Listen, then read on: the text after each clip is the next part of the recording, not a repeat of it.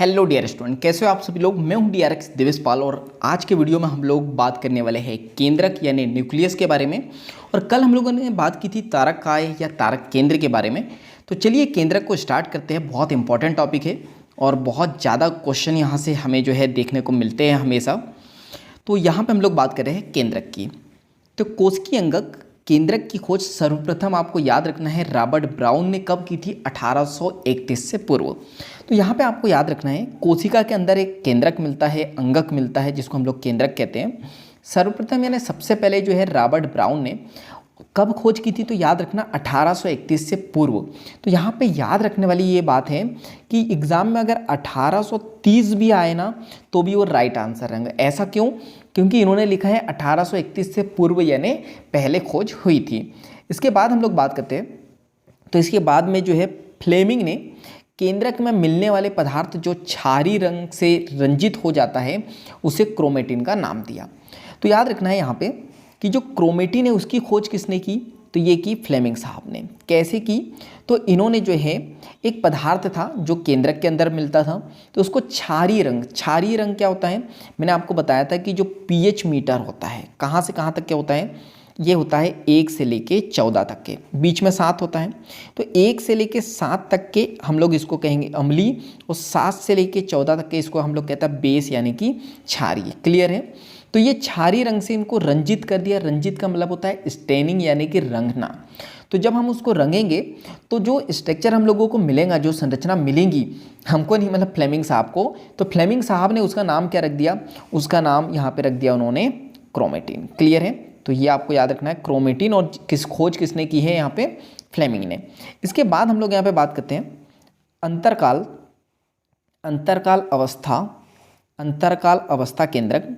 कोशिका केंद्रक जिसका विभाजन नहीं हो रहा हो, अत्यधिक फैली हुई व विस्तृत केंद्र की प्रोटीन तंतु की बनी होती है जिसे क्रोमेटिन कहते हैं हम लोग। क्लियर है? तो यहाँ पे क्या याद रखना है आपको, एक फेस होता है अंतरकाल जिसको हम लोग लिखते हैं इंटरफेस, जो सेल डिवीजन में हम लोग देखेंगे। तो यहाँ पे होता क्या है, तो यहाँ पे केंद्रक का विभाजन नहीं होता है, ये आपको याद रखना है।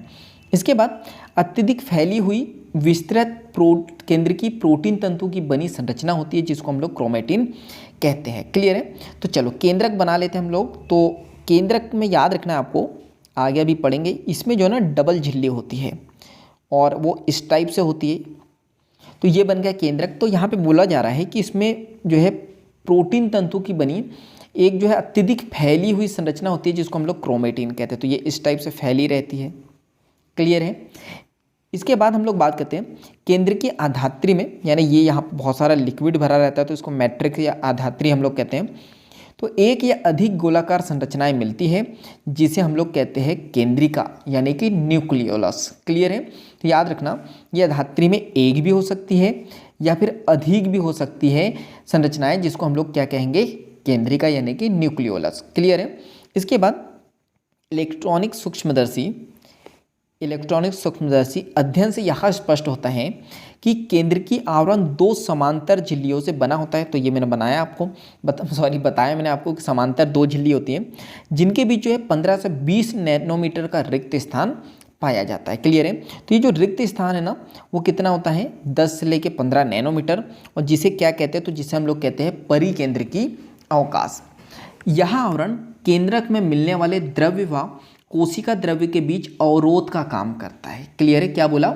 तो इसको हम लोगों ने कहा कि 1 मिनट, हम लोगों ने इसको यहाँ पे ये कहा कि ये जो केंद्रक आवरण है में मिलने वाले द्रव्य व कोशिका द्रव्य के बीच में ये अवरोध का काम करता है। देखो यहाँ पे रहेंगी कोशिका और कोशिका के अंदर क्या है, न्यूक्लियस है, और यहाँ पे कोशिका द्रव्य में भी द्रव्य भरा रहेगा।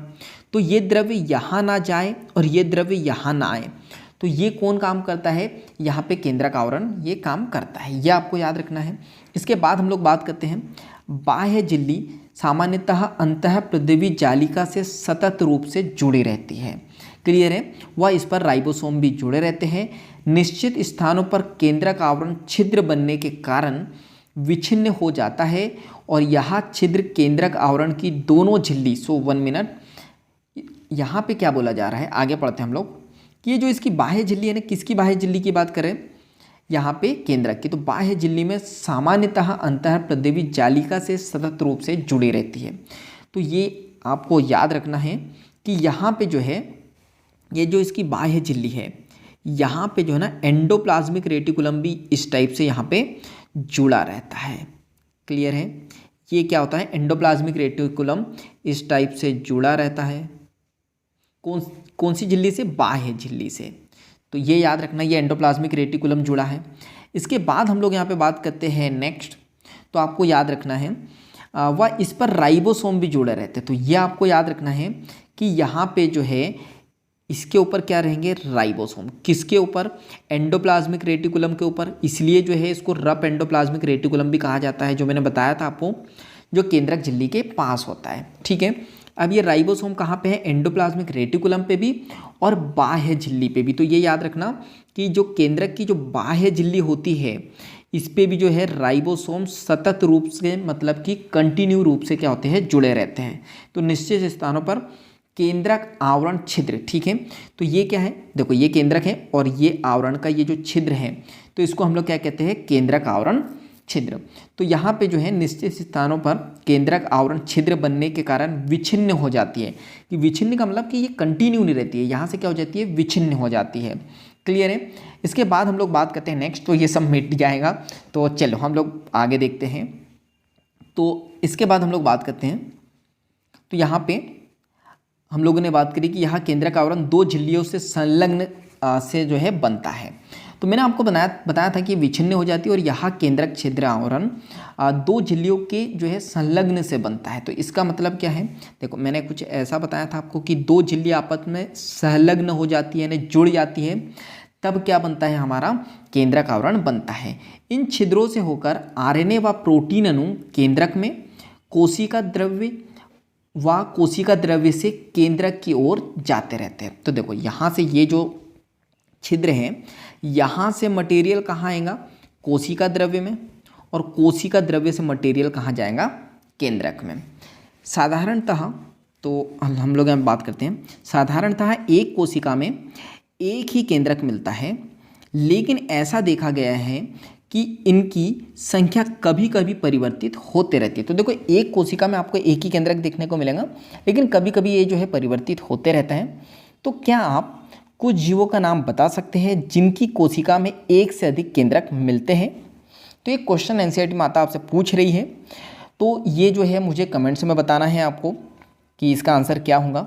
और कुछ परिपक्व कोशिकाएं केंद्रक रहित होती हैं, जैसे स्तनधारी जीवों की जो रक्ताणु यानी कि जो आरबीसी, वह संवहनी पौधों में जो चालनी नली का जो कोशिका होती है, वहाँ पे जो है आपको केंद्रक देखने को नहीं मिलेगा, ये याद रखना।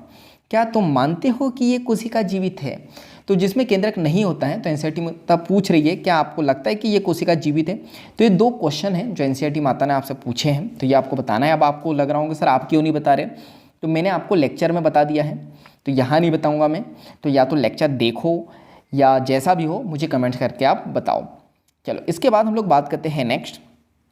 तो यहाँ पर आपको याद रखना है, केंद्रकीय अधात्री या केंद्रक द्रव्य में केंद्रिक व क्रोमेटिन मिलता है। तो देखो ये हम लोगों फिर से बनाना पड़ेगा हमें, ये बन गया केंद्रक। तो यहाँ पे केंद्रकीय अधात्री ये है, जिसको अपन यहाँ पे केंद्रक द्रव्य भी कहते हैं। तो यहाँ पे केंद्रिक यानी कि न्यूक्लियोलस यानी केंद्रिका, वह यहाँ पे आपको क्या देखने को मिल जाएंगे, क्रोमेटिन। क्लियर है? गोलाकार केंद्रक द्रव्य में पाया जाता है, तो ये आपको याद रखना है। इसके बाद हम लोग बात करते हैं, केंद्रिका झिल्ली रहित व संरचना है जिसका द्रव्य केंद्रक से सतत संपर्क में रहता है। मोस्ट इंपॉर्टेंट, यहाँ से नीट में क्वेश्चन आया हुआ है। देखो सब फिर हम लोग बनाएंगे, आप एक्सपर्ट हो जाओगे। तो ये बन गया हमारा केंद्रक। ठीक है, ये है केंद्रिका। तो यहाँ पे बोला जा रहा है कि जो केंद्रिका है वो झिल्ली रहित होती है। मोस्ट इंपॉर्टेंट, याद रखना है।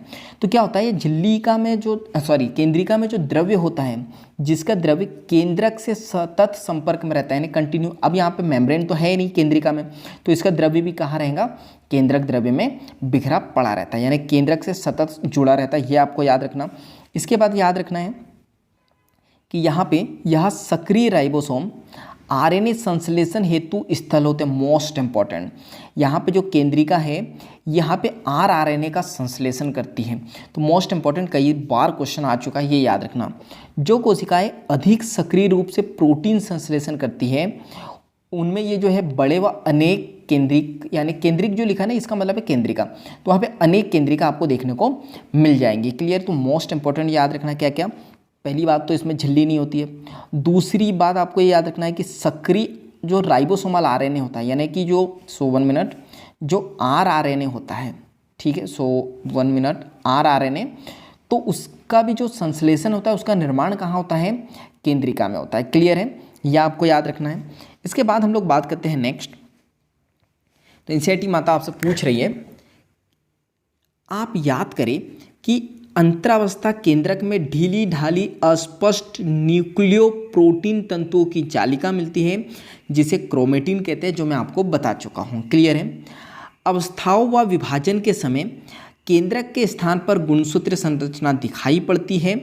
क्रोमेटिन में डीएनए तथा कुछ क्षारीय प्रोटीन मिलते हैं जिसे हम लोग हिस्टोन कहते हैं। क्लियर है?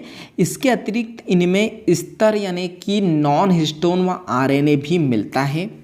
मनुष्य की एक कोशिका में लगभग 2 मीटर लंबा डीएनए सूत्र, जिसमें जो है 46 गुणसूत्र होते हैं, यानी 23 जोड़े होते हैं, उसमें बिखरा होता है। आप गुणसूत्र में डीएनए का संवेष्टन यानी कि जो पैकेजिंग है वो कक्षा 12वीं में विस्तृत रूप से आप देखोगे, ये एनसीईआरटी माता ने आपको बता दिया है। तो चलो अब हम लोग बात कर लेते हैं, ये है हमारा केंद्रक। तो बोला जा रहा है कि यहाँ पे ढीली ढाली इस टाइप से अस्पष्ट जो है न्यूक्लियो प्रोटीन तंतुओं की जालिका होती है जिसको क्रोमेटिन कहते हैं, देख चुके। इन अवस्थाओं, ये जो अवस्था है वह विभाजन के समय केंद्रक के स्थान पर, याद रखना जब कोशिका का विभाजन होगा तो ये जो क्रोमेटिन है ये बदल जाएंगे गुणसूत्र में, तो आपको कोशिका में गुणसूत्र नहीं दिखाई देंगे, क्रोमेटिन दिखाई देंगे। और ये जो क्रोमेटिन है यही परिवर्तित हो जाएंगे गुणसूत्र में जब कोशिका का विभाजन हो जाएगा। तो इस क्रोमेटिन की बात करें तो याद रखना इसमें बोला जा रहा है, एक तो आपको यहाँ पे देखने को मिल जाएगा डीएनए, ठीक है, प्लस इसमें देखने को मिल जाएगा आपको हिस्टोन प्रोटीन। क्लियर? क्या देखने को मिल जाएगा? Histone protein. इसके अतिरिक्त आपको नॉन हिस्टोन प्रोटीन देखने को मिलेगा और आरएनए भी देखने को मिलेगा। इसके बाद मोस्ट इंपॉर्टेंट आपको याद रखना है कि यहाँ पे जो आपका केंद्रक है, अभी नॉर्मली बना दे रहा मैं केंद्रक, चलो ये केंद्रक हमारा है, तो इसमें जो गुणसूत्र होगा, ठीक है, वो ये याद रखना है, मोस्ट इंपॉर्टेंट। अभी 1-2 साल पहले ही क्वेश्चन आया था, कितना होता है? 2 मीटर लंबा डीएनए यहाँ पे आपको देखने को मिल जाएगा। अभी कैसे पैक होता है केंद्रक के अंदर वो हम लोग बात करेंगे यहाँ पे 12वीं क्लास में। क्लियर है? चलो तो इसके बाद हम लोग बात करते हैं नेक्स्ट। तो अब हम लोग बात करेंगे गुणसूत्र के बारे में, ठीक है। तो गुणसूत्र सिर्फ विभाजक कोशिकाओं में दिखाई देते हैं, जैसा मैंने आपको बताया गुणसूत्र जो है नॉर्मल कोशिकाओं में दिखाई नहीं देते हैं, जब कोशिका का विभाजन होता है तब ये हमें जो है दिखाई देंगे। प्रत्येक गुणसूत्र में एक प्राथमिक संकीर्ण मिलता है जिसे गुणसूत्र बिंदु या फिर सेंट्रोमेयर भी कहते हैं। इस पर बिंब आकार की संरचना मिलती है जिसे काइनेटोकोर कहते हैं। तारककाय गुणसूत्र के दोनों अद्यत्र गुणसूत्रों के एक बिंदु पर पकड़ रखना है। गुणसूत्र बिंदु की स्थिति के आधार पर, चलो तो पहले तो गुणसूत्र देख लेते हैं हम लोग। देखो तो हमें बताया गया था कि यहाँ पे जो है प्रत्येक गुणसूत्र में एक प्राथमिक संकीर्ण मिलता है, ठीक है। तो देखो यहाँ पे क्या होता है, एक ये बिंदु होता है और यहाँ से फिर गुणसूत्र जो है आपको ऐसा दिखाई देता है। तो यहाँ पे ये जो प्राथमिक संकीर्ण है, ठीक है, प्राथमिक संकीर्ण यानी जिसको प्राइमरी कॉन्ट्रैक्शन कहते हैं, तो इसी को हम लोग कहते हैं गुणसूत्र बिंदु या फिर सेंट्रोमेयर। तो आपको ये याद रखना है। इसके बाद इस पर बिंब आकार की संरचना मिलती है तो जिसको हम लोग कहते हैं काइनेटोकोर। तो ये याद रखना, ये दोनों तरफ होती है। 1 मिनट, इसको हम लोग दूसरे पेन से बनाएंगे। तो यहाँ पे जो है आपको इस टाइप से काइनेटोकोर दिखाई देगा, 2 काइनेटोकोर यहाँ पे आपको दिखाई देंगे। इसके बाद तारककाय गुणसूत्र के दोनों अद्यत्र गुणसूत्रों के एक बिंदु पर पकड़ रखना है। तो यहाँ पे जब हम लोग सेल डिवीजन देखेंगे तो यहाँ पे बोला है कि गुणसूत्र के 2 अद्यत्र सूत्रों, तो यहाँ पे तारककाय क्या करेगा, यहाँ से और यहाँ से इस टाइप से जो है ना, ये इसको गुणसूत्र को पकड़ के रखता है। कहाँ पे? कोशिका विभाजन में। तो वो हम वहाँ देखेंगे। इसके बाद हम लोग बात करते हैं गुणसूत्र की गुणसूत्र बिंदु की स्थिति के आधार पर जो है गुणसूत्रों को 4 प्रकारों में विभाजित किया गया है। कई बार क्वेश्चन आया है तो ये आपको याद रखना है। चलिए तो हम लोग देखते हैं। सबसे पहले एक होता है मध्य केंद्रीय, जिसको मेटासेंट्रिक कहते हैं। तो यहाँ पे गुणसूत्र में गुणसूत्र बिंदु गुणसूत्रों के बीचों बीच स्थित होता है, जिसमें गुणसूत्र की दोनों भुजाएं बराबर लंबाई की होती है। देखो ये है हमारा गुणसूत्र, तो यहाँ पे ये दोनों भुजाएं बराबर होती है और जो गुणसूत्र बिंदु है वो बीचों बीच में स्थित होता है। किसमें? मेटासेंट्रिक में। क्लियर है? चलो इसके बाद हम लोग बात कर लेते हैं नेक्स्ट। तो ये उप मध्य केंद्र की, जिसको सब मेटासेंट्रिक हम लोग कहते हैं। तो यहाँ पे इस गुणसूत्र में गुणसूत्र बिंदु गुणसूत्र के मध्य से हटकर होता है, जिसके परिणाम स्वरूप एक भुजा छोटी व एक भुजा बड़ी होती है। तो देखो यहाँ पे ये बना दिया गुणसूत्र बिंदु, तो ये बना दिया अपने ये। तो यहाँ पे क्या होता है, ये जो गुणसूत्र बिंदु ना थोड़ा सा ऊपर हो जाता है, यानी मध्य से हटकर। तो एक भुजा तो आपको यहाँ पे छोटी दिखाई देंगी और एक भुजा कैसी दिखाई देंगी? बड़ी दिखाई देंगी। क्लियर है? इसके बाद हम लोग बात करते हैं नेक्स्ट। तो नेक्स्ट है एक्रोसेंट्रिक। ठीक है, तो एक्रोसेंट्रिक में क्या होता है, तो गुणसूत्र में गुणसूत्र बिंदु इसके बिल्कुल किनारे पे पहुंच जाते हैं। तो इस टाइप से बिल्कुल किनारे पे पहुंच जाते हैं। तो ये आपको याद रखना है, जिससे क्या होता है, एक भुजा तो अत्यंत छोटी हो जाती है और एक भुजा क्या हो जाती है? अत्यंत बड़ी हो जाती है। क्लियर है? ये आपको याद रखना है। इसके बाद हम लोग बात करते हैं, एक है यहाँ पे अंत केंद्रित। तो ये फीबोसेंट्रिक नहीं है, इसको हम लोग कहते हैं टीलोसेंट्रिक। क्या कहेंगे? टीलोसेंट्रिक। तो गलत लिखा है यहाँ पे, तो ये थोड़ा सा आप सुधार लेना। ये है टीलोसेंट्रिक। तो यहाँ पे गुणसूत्र में जो है गुणसूत्र बिंदु गुणसूत्र के शीर्ष पे पहुँच जाता है, तो एकदम शीर्ष पे पहुँच जाता है। तो आपको जो है एक भुजा छोटी बड़ी ऐसा कुछ दिखाई नहीं देगा। क्लियर है? तो हम लोग यहाँ पे बात करते हैं नेक्स्ट। तो ये कुछ हमें डायग्राम बताए गए हैं। तो गुणसूत्र की स्थिति के आधार पे ही हमको गुणसूत्र के प्रकार बताए गए हैं। तो देखो ये तो है गुणसूत्र बिंदु, ये बीच में। इसके बाद हम लोगों को ये बताया, देखो कुछ चीज़ें क्या होता है थ्योरी में नहीं दी रहती है, कुछ चीज़ें कहाँ रहती है? डायग्राम में। तो हम लोगों ने जब गुणसूत्र देखा था तो हम लोगों ने बोला था ये तो क्या है, इसको हम लोग कहते हैं प्राइमरी कॉन्ट्रिक्शन, यानी प्राथमिक संकीर्ण। दूसरा क्या होता है, कभी कभार कुछ गुणसूत्रों में द्वितीयक जो है संकीर्ण भी देखने को मिल जाते हैं।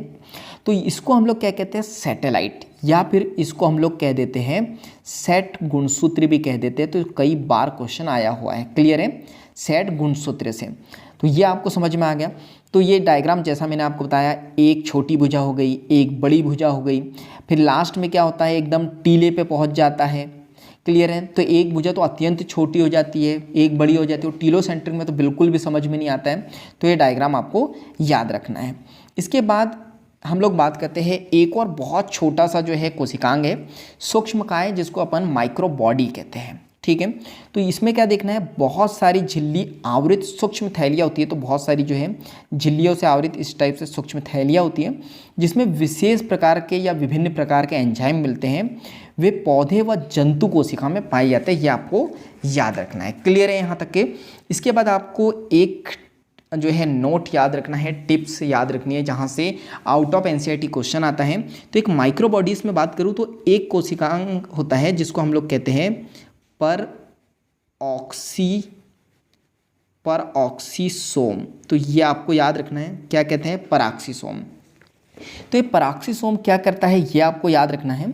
माइक्रो बॉडीज़ में मैंने कहा कि पराक्सीसोम होता है, तो ये कहता है फोटो रेस्पायरेशन। तो फोटो रेस्पायरेशन का मतलब क्या होता है? प्रकाश श्वसन।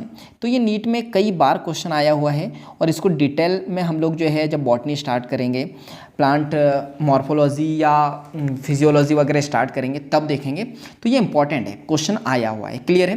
तो यहाँ पे क्या है, अब जो हम सेल बायोलॉजी पढ़ रहे थे वो यहाँ पे एंड होती है। तो उम्मीद है बहुत अच्छे से आपने जो है समझी होंगी सेल बायोलॉजी, और बहुत इसके लेक्चर भी डले हुए हैं और एनसीईआरटी पूरी रीड भी की हुई है हम लोगों ने।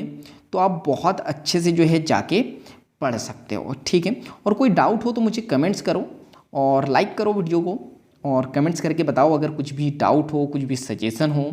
तो इसके बाद इस वीडियो को ज़्यादा से ज़्यादा शेयर कर दो, क्योंकि मैं हमेशा कहता हूँ जब हम दूसरों की हेल्प करते हैं तो ये नेचर हमारी हेल्प करता है, इसलिए इस वीडियो को दूसरों तक के भी पहुँचाओ। इसके बाद हम लोग बात करते हैं, तो क्या करना है आपको पता है, सब्सक्राइब करना है, बेल आइकन को दबाना है ताकि आपको वीडियो की नोटिफिकेशन जो है मिलते रहें। और बाकी हम लोग मिलते रहेंगे इस तरह हंसते हुए, मुस्कुराते हुए, लाइफ में आगे बढ़ते हुए और कुछ नया सीखते हुए। ये आपकी सुंदर सी तस्वीर मैंने आप बना दी है, तो देखो, मुस्कुराओ और एंजॉय करो। So thank you.